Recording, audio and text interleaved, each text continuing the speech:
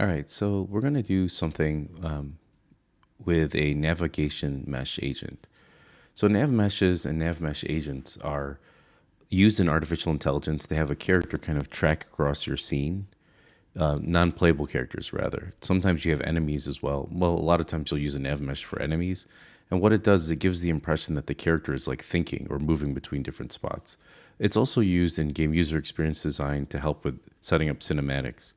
So what we're going to do is we're going to essentially use this ground plane as a. We're going to start off by setting this ground plane as a nav mesh.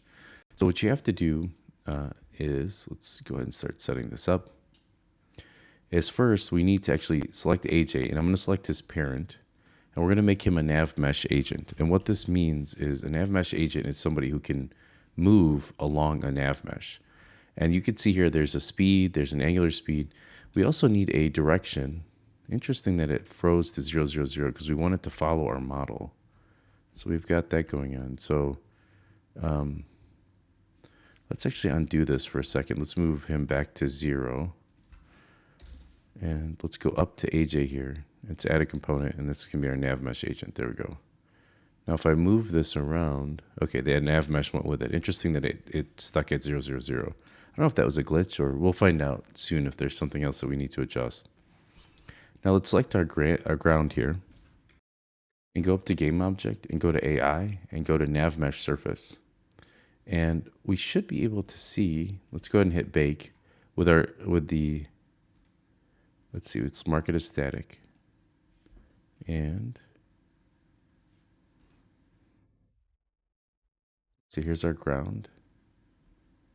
Oh, it looks like I had the AJ selected and not the ground. So let's try this one more time. Game object, AI, nav mesh surface, and we want to make sure this is static, and we want to hit bake.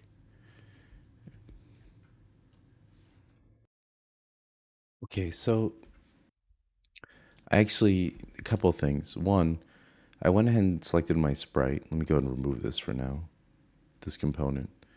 And I was having some difficulty getting the blue navigation area to pop up. And I'll show you how to do that. That was kind of the weird part about this.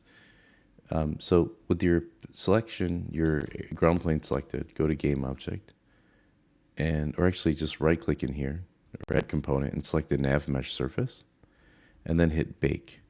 Now you should see this blue. If you don't, go ahead and hit the tilde key. This is the key to the left of the 1. And this is what brings up overlays. And you could see for some reason my AI navigation was hidden, and so were my cinema tool settings. And you could actually right click on these and hide them. And then you could hit on that tilde again.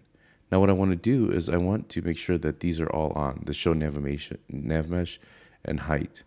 And what this blue area does is this shows you sort of this, essentially where the navigation mesh is on your surface. You also want to make sure that your area is marked as static. I don't think this is necessary anymore in the new version, but the old one it was required. So I just kind of keep it marked as static, and then I hit bake.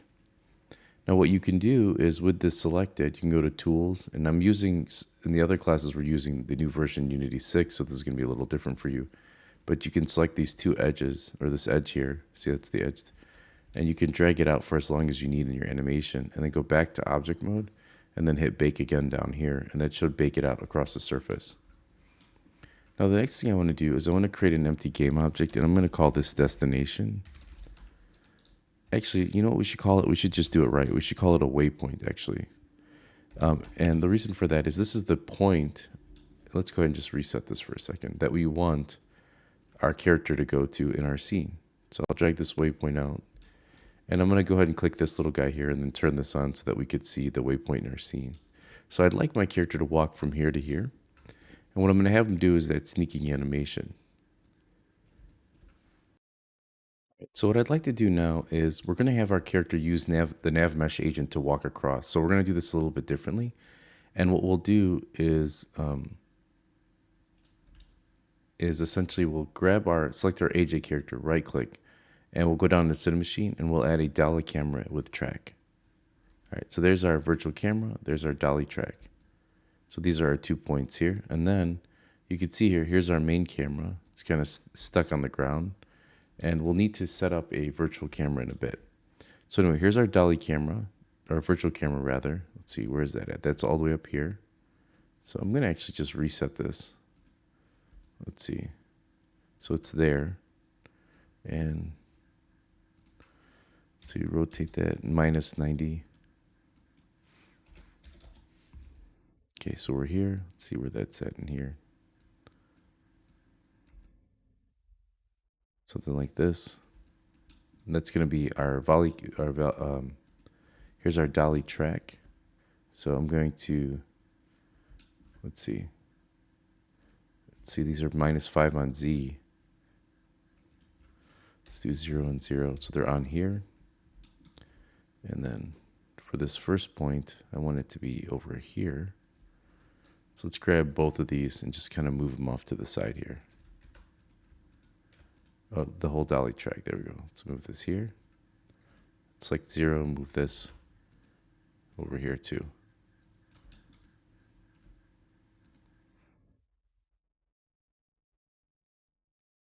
Just holding control to select both, and then you can kind of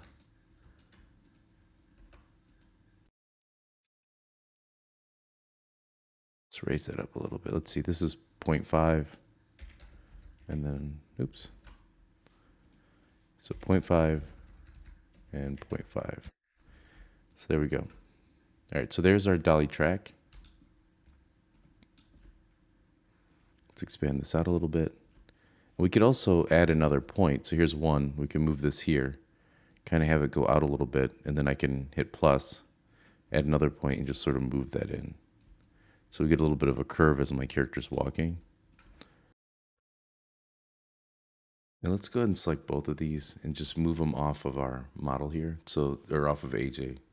So they're in their own like little area, and we're getting the actual, rotation of this stuff.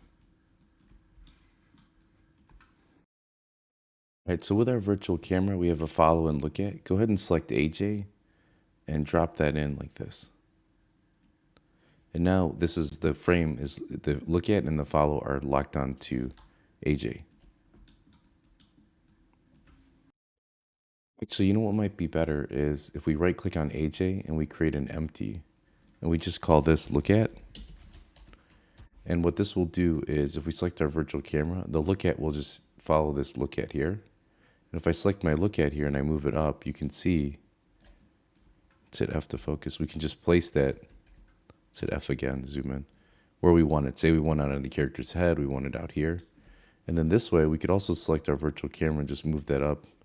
Or actually, it's not going to be our virtual camera because our virtual camera is actually locked to this dolly track. So if we select dolly track and I click on 0 here, I can just move this one up a little bit like that.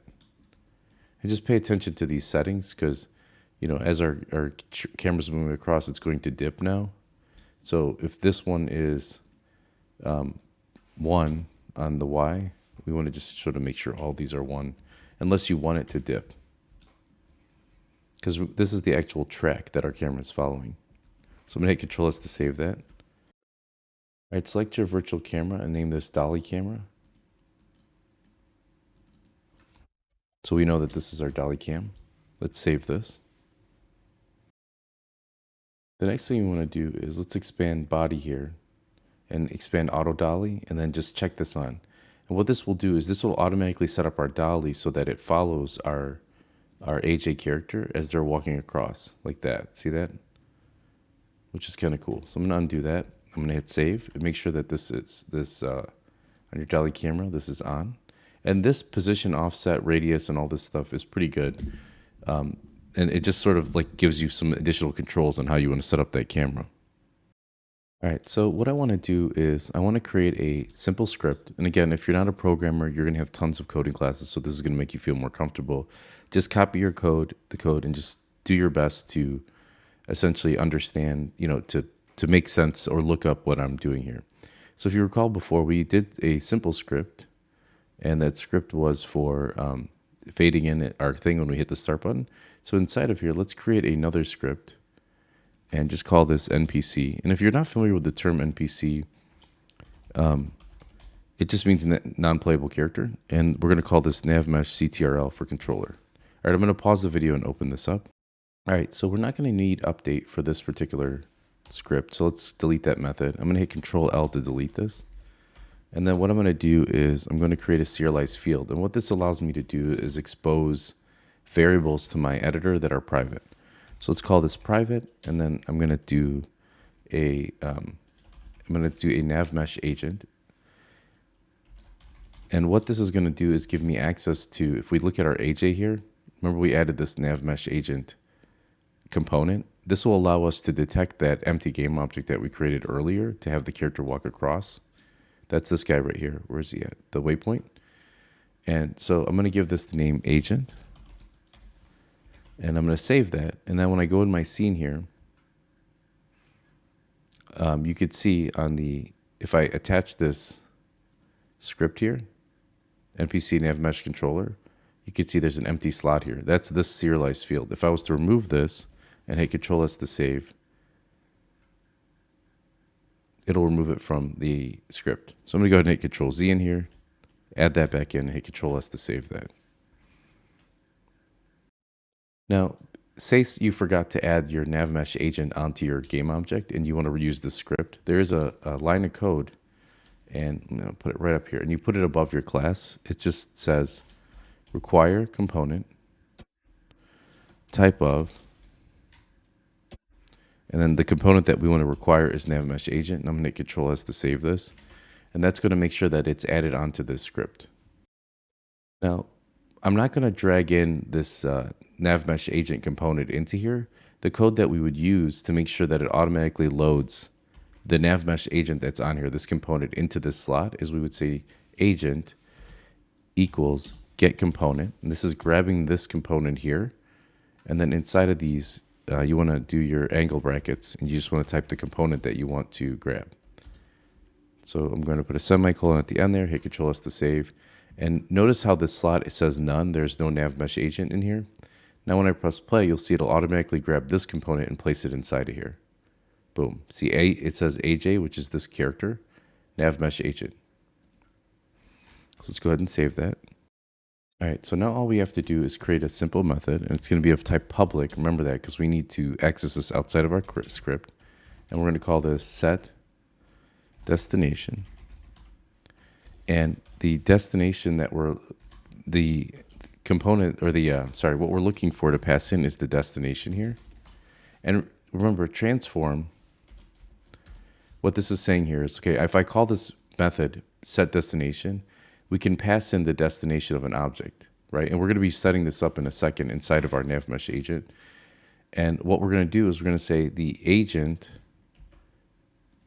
and one of the components that you can access inside of this component, it's just not visible here, is .destination. And what this is going to do is we're going to say the destination that we want to go to is whatever's being passed in. This will make better sense in a second. And the destination we want to go is the position. So what I'm referring to here, sorry, it's set destination. There we go. And let's go ahead and delete this out here. There we go. All right, so I'm going to save this. So what's happening here? In a moment, we're going to call this method from the interface, the editor interface, and we're going to be looking for an object to pass in. So let's do that. So select your dolly camera here and look for transitions here and expand that out. You'll see that there's this on-camera live event. If I hit plus here, this allows me to add a game object and access a script. So this on-camera live event, remember this is our dolly camera. The second I press play, it'll go to here and it'll actually give us some access to some code. Now the AJ model is the one that has the script with the NavMesh agent.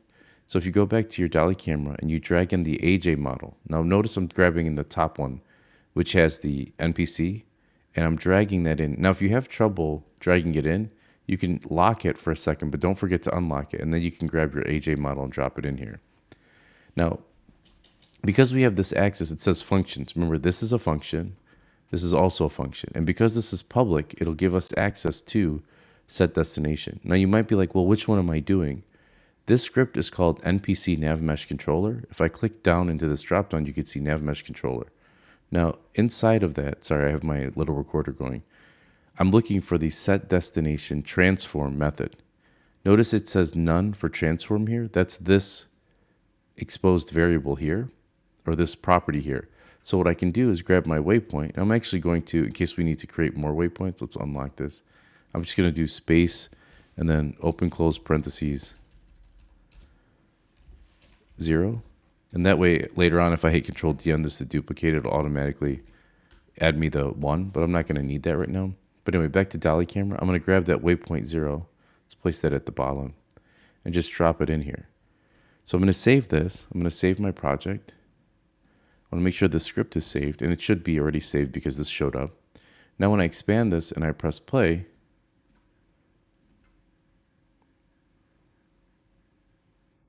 it's calling that method, and it's just moving my character to the waypoint, which is right here. See how he's at that waypoint? Now it might be a good idea to grab my dolly track here, and you can see I'm going to click on 2 here. That's the last one. I'm just going to move this all the way to where my waypoint is, out a little bit, and then I'll click on 1, which is that middle one, and just move it towards the center. So let's go ahead and just really bring this up and take a look at our awesome dolly track work that we created with a little bit of coding. So you can see he's moving. He's a little bit off the ground, and the reason for that is, let's go to AJ here. If I hit F to focus, let's see, here's the model. I think my navigation is too high, and he's snapping up to the top of the navigation. And let's go down here a little bit. I think we could adjust this. Let's see. I know we could set the distance. Is it minimum origin height? Let's see. What if we make that 1 and hit bake? Does that shift that down?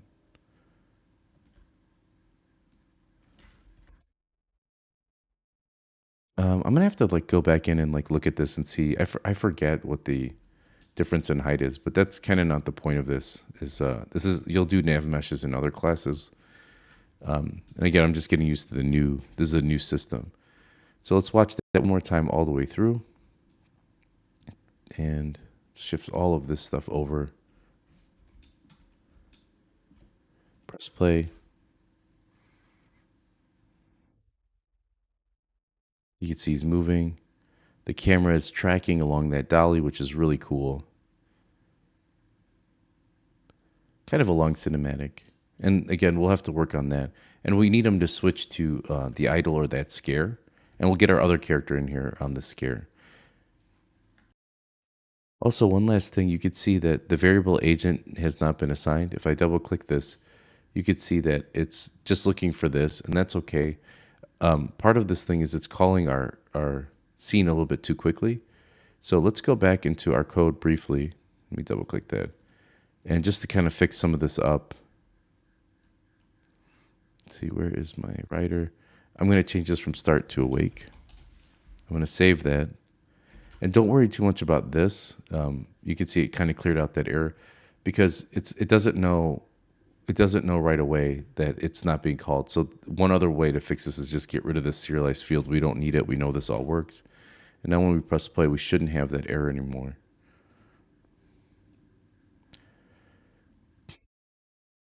Yeah, see, there's no error popping up at the bottom. All right, that's it for this lesson.